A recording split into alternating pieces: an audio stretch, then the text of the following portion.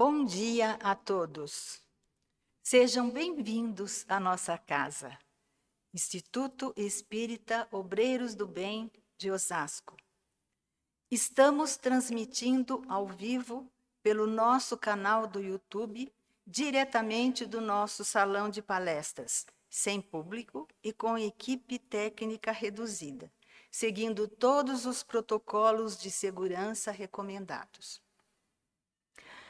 O nome do nosso canal no YouTube é IEOB Palestras Espíritas.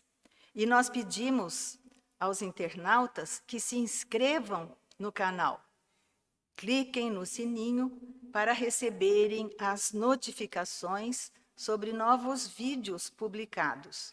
E também pedimos para que deixem o seu joinha nos vídeos que gostarem. Vamos aos avisos da casa. DAPSE, que é o Departamento de Assistência Social aqui da casa, tem alguns itens em falta para a cesta básica que é entregue mensalmente às famílias assistidas. Nós estamos em falta com sardinha, feijão, margarina, farinha de mandioca e óleo. A livraria do Instituto Espírita Obreiros do Bem está atendendo online, mas também fica aberta aos sábados, das 13 às 17 horas. O site é www.obreirosdobem.org.br. Então, através desse site, vocês podem obter todas as informações sobre a casa. E vamos agora, então, fazer a leitura do projeto Transformação Moral desta semana, que é Semana da Natureza. Deste modo, por uma admirável lei da providência, tudo se encadeia, tudo é solidário na natureza. Livro dos Espíritos, questão 132. Amigos, esta semana a atenção será para a natureza, essa mãe gentil que supre todas as nossas necessidades, nos oferece as condições para o nosso progresso moral. E mesmo assim a maltratamos, a desprezamos e não cuidamos dela com o devido valor, com o devido respeito. No livro Espiritismo e Ecologia, André Trigueiro, no capítulo intitulado O Planeta está dentro de nós, ele observa que todos somos feitos dos mesmos elementos que constituem o planeta. O solo, a água, o ar, a fauna e a flora já são percebidos por cientistas e autoridades governamentais de vários países como integrantes de um mesmo ecossistema, no qual todos interagem e reagem uns sobre os outros, daí a necessidade de equilíbrio para que esse ecossistema continue apresentando as condições necessárias para a vida. Sendo assim, a nossa ação individual e coletiva ganha relevância significativa.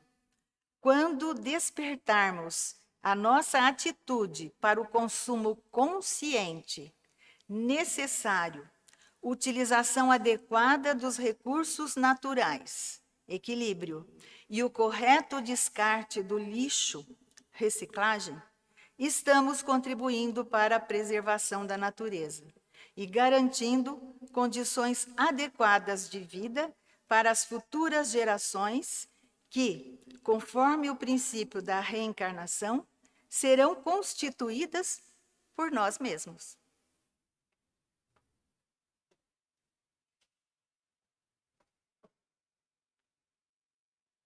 Então, vamos agora.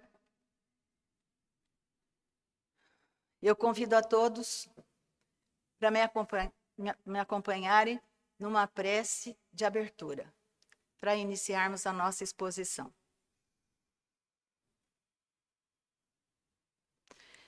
Deus, Pai de amor e bondade, Jesus, Mestre querido, que tanto nos consola, nos orienta, nos mostra o caminho que devemos seguir.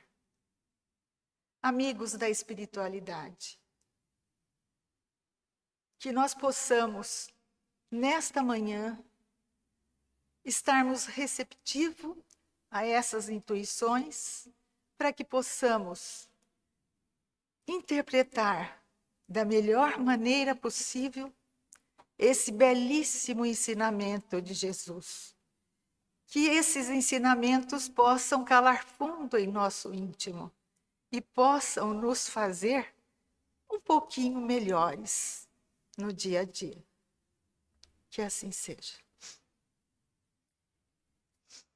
O título da exposição de hoje é: Não são os que gozam saúde que precisam de médico. No Evangelho segundo o Espiritismo, ele está com o título: Os sãos não precisam de médico, o que é a mesma coisa. Esse conteúdo está no capítulo 24, itens 11 e 12 do Evangelho segundo o Espiritismo.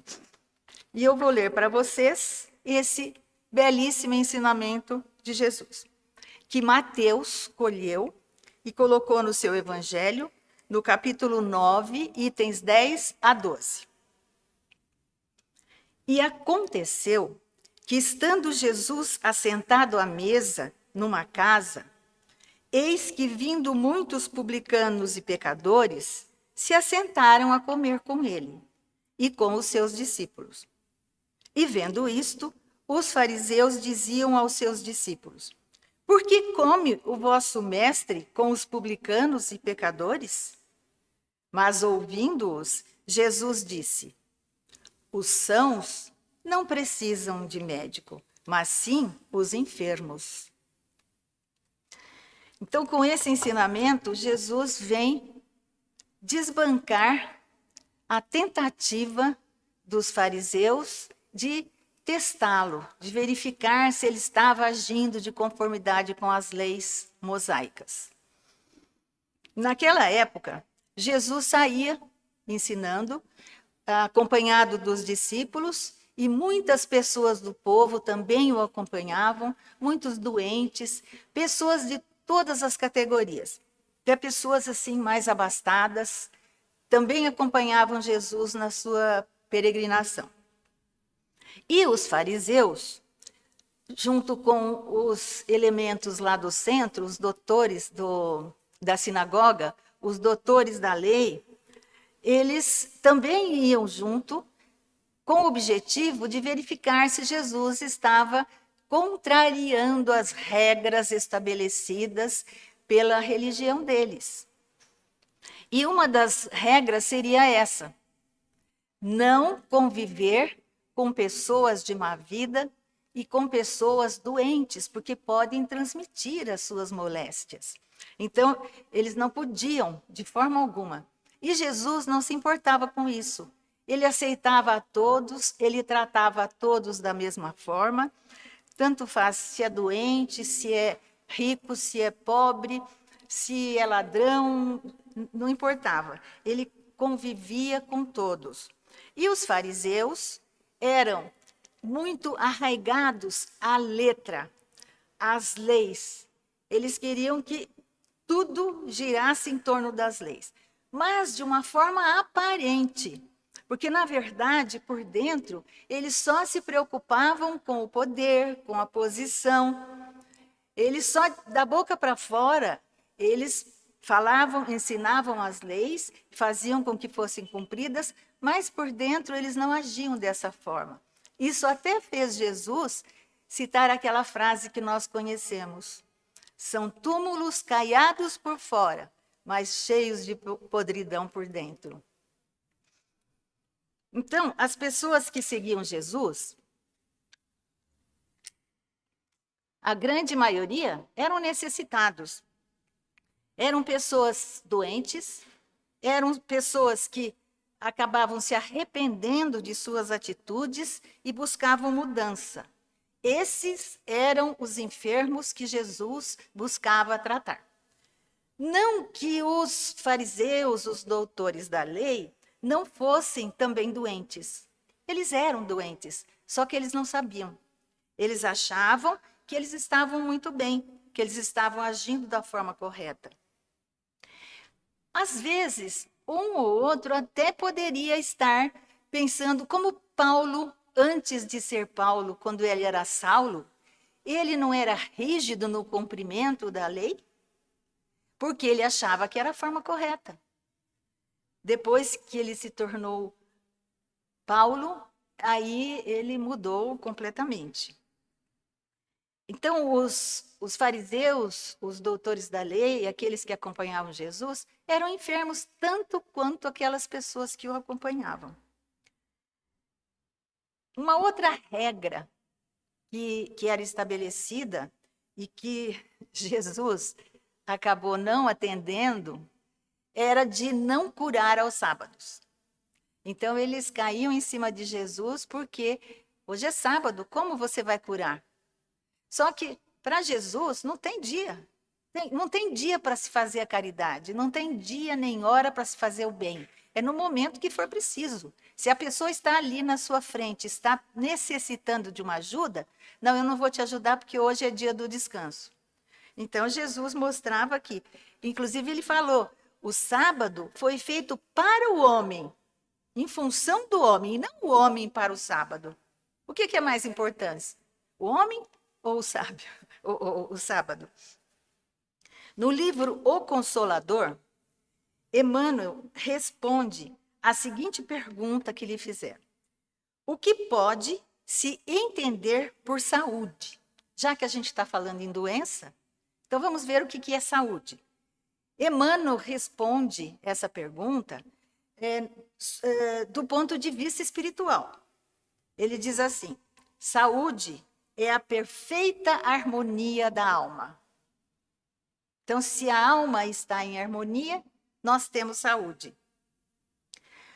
A saúde, então, é o equilíbrio, é estar bem, é o nosso espírito, a nossa alma estar bem, estar de conformidade com o que é certo, com as leis de Deus que nos regem a todos. Quando nós transgredimos essas leis, nós sofremos. Um exemplo muito simples, palpável, concreto.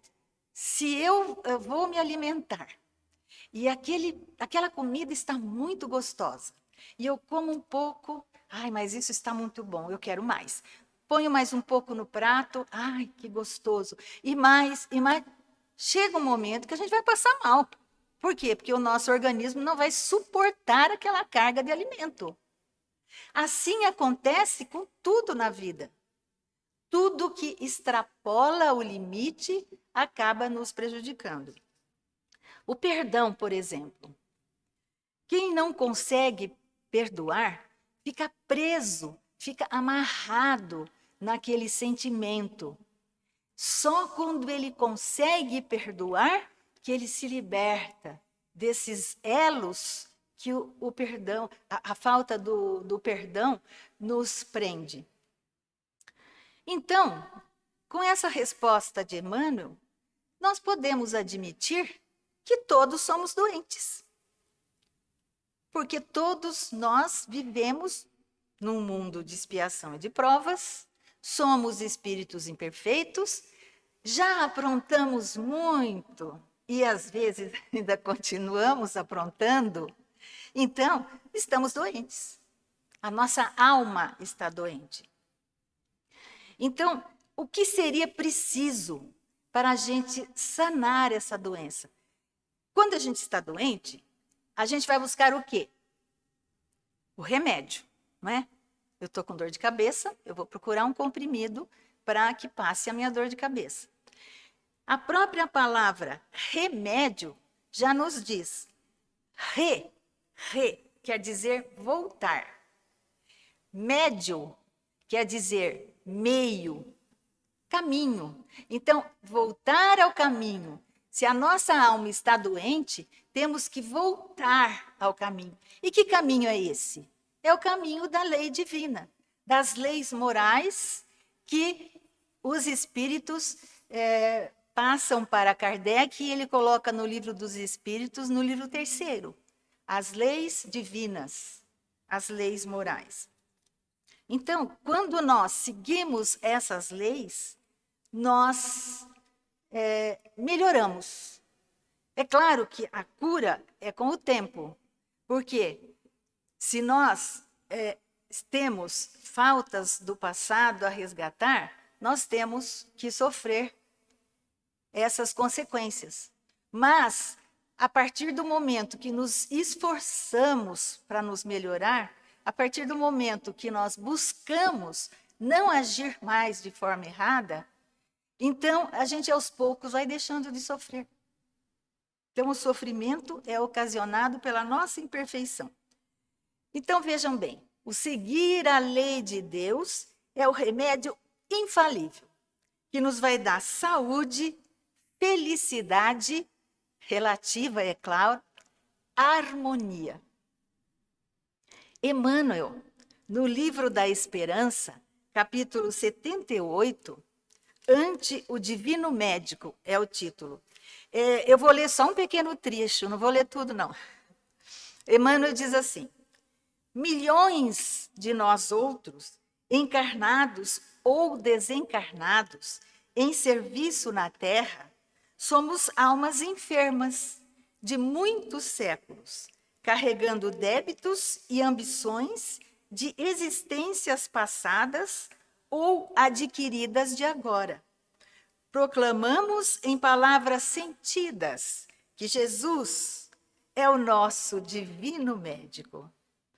Basta ligeira reflexão para encontrarmos no Evangelho de Jesus a coleção de receitas articuladas por ele com vistas à terapia da alma. Jesus era um espírito crístico, evoluído, tinha todo o conhecimento. Então, ele sabia o que cada um precisava. Tanto é que nas curas que fez, muitas vezes, não eram todas as pessoas que eram curadas, porque eles sabiam que aquela pessoa ainda precisava estar com aquele problema. Aquele problema era o remédio para o seu espírito. Então, aquele não era curado. Mas ele conhece, não é? Todos nós intimamente, sabe como somos e sabe do que precisamos. Kardec, nesse capítulo, nesse item 12 do Evangelho segundo o Espiritismo, ele comenta que essas palavras de Jesus, os sãos não precisam de médico, aplicam-se também ao Espiritismo, mostrando que a mediunidade é um presente de Deus. Porque Deus não quer a morte do pecador. Não foi isso que Jesus falou? Meu Pai não quer a morte do pecador, e sim que ele viva e que ele tenha vida em abundância. Então, através da mediunidade bem compreendida e praticada de forma séria, através de estudos, ela traz luz, consolo, esclarecimento a todos, sem distinção, pobres, ricos, letrados, virtuosos e viciados, porque o remédio é para todos. Então, é fundamental que os médiuns, principalmente os espíritas, porque têm o conhecimento, busquem a excelência das qualidades morais para que possam atrair espíritos bons. Isso é o que falou Kardec na explicação desse tema. Então, o que nós temos que fazer? Nós sabemos. Nós temos que primeiro procurar nos conhecer para poder trabalhar, eliminar aquilo que não é bom em nós, aquilo que nós detectamos que não nos ajuda, que não nos faz feliz, que não nos eleva, e procurar atacar tudo isso para que a gente possa estar cada vez melhor. Para encerrar, eu gostaria de contar a vocês uma história que nos conta Humberto de Campos, no livro Contos desta e doutra vida. No capítulo 27, o título é Na Vinha do Senhor. O Humberto de Campos diz o seguinte: assim que Jesus morreu, assim que Jesus desencarnou, Pedro sentiu vontade de ajudar as pessoas, de fazer aquilo que o mestre fazia. Então ele resolve abrir a Casa do Caminho, que era a sua casinha humilde, que depois foi ampliada, para atender as pessoas necessitadas. Mas aí, antes dele inaugurar, vamos dizer assim, antes dele abrir as portas da casa, ele pede para Jesus: mestre, eu preciso que o senhor venha aqui me orientar, me dizer como eu devo agir, o que eu devo fazer. Eu quero trabalhar, mas eu preciso de ajuda. Aí Jesus respondeu: amanhã, Pedro, amanhã. Ele ficou contente, falou: amanhã o mestre vem, né? No dia seguinte, ele levanta cedinho, se arruma, ajeita a casa, tudo, e fica esperando Jesus chegar. Dali a pouco, escuta-se uma barulheira lá fora, uma gritaria, e entra, esbaforido pela porta adentro, um homem, todo esfarrapado, porque estava lutando lá fora para se defender, e pede a Pedro: me ajude, eles querem me prender. Aí Pedro fala: não, de forma alguma. Essa é a casa do Senhor. Como é que eu vou receber aqui um bandido, uma pessoa que está sendo perseguida pela polícia? Não, é melhor você sair. E entrega o homem para a polícia. Passado um tempo, bate na casa uma mulher, uma cortesã, uma mulher de vida fácil, muito bonita, cheio de joias, mas com um problema sério de saúde, e pedindo ajuda para Pedro. E ele: não, aqui não, nessa casa não, você vai passar doença para todo mundo, não, pode ir embora. E manda a mulher embora. Mais tarde, aparece um bêbado, totalmente alcoolizado e passando mal, pedindo ajuda.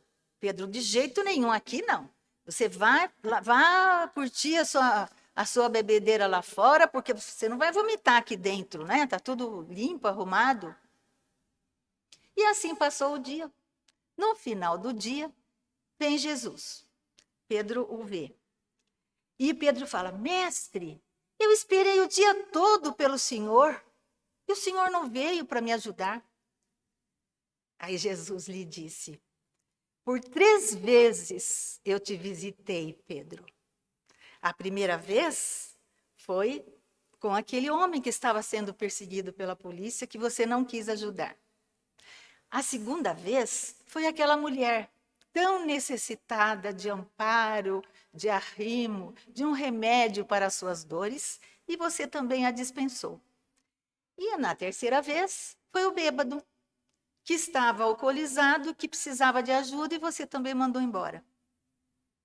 Aí Pedro cai em si e pede perdão a Jesus. Perdão, mestre, perdão, eu não sabia. Aí Jesus fala: toda vez que desejares conversar comigo, lembra, Pedro, que o Evangelho tem a minha palavra. O Evangelho tem a minha palavra. Aí Jesus desapareceu.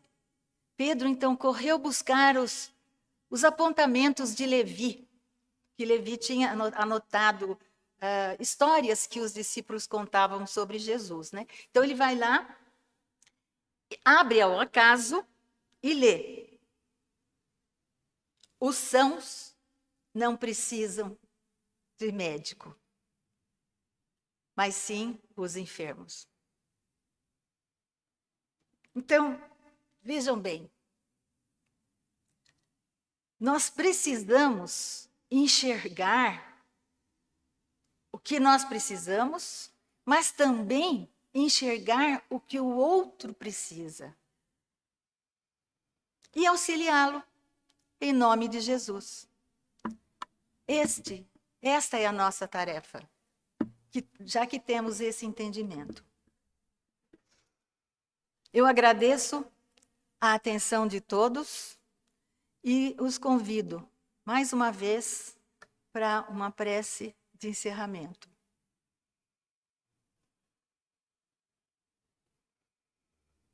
Nós agradecemos, Senhor,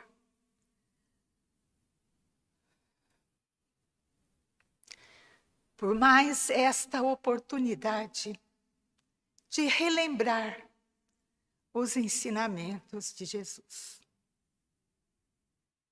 Nós precisamos estar sempre lembrando para podermos segui-lo da forma que ele nos aconselhou. Agradecemos aos mentores amigos, ao mentor desta casa, Batuíra, e a todos os espíritos amigos que nos atendem, que nos acolhem nesta casa de amor. Muito obrigado a todos. Que assim seja.